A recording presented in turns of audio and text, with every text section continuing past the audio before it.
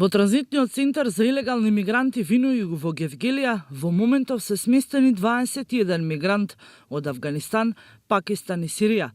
Од транзитниот центар не информираат дека бројката е варијабилна на дневна основа, од МВР ја превзема одговорноста за нив. Во моментов на кампот помеѓу мигрантите се и волонтерите на Црвениот крст, ИОМ, УНХЦР, млади правници, како и членови на организацијата Легис. Третманот кој го добиваат останува еднаков за сите, уште од самиот почеток на постоењето на кампот. Бројот на илегалните премини во последните неколку месеци рапидно се зголемува, а на дневна основа во просек се движи и до 100.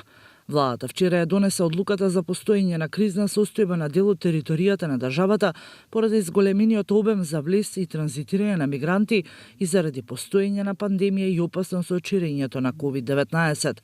Со оваа одлука се утврдува постоење на кризна состојба на дел од територијата на земјава и на тоа на подрачјето на јужната и северната граница на Македонија и се активира главниот штаб при Центарот за управување со кризи, кој ќе биде во постојано заседавање и ќе има задолжение да изготви акциски план за превенција и справување со влезот и транзитирањето на мигрантите низ целата територија на државата, како и целосен преглед на расположливите човечки и материјално-технички ресурси и план за координирано дејствување, информираат од владината преслужба.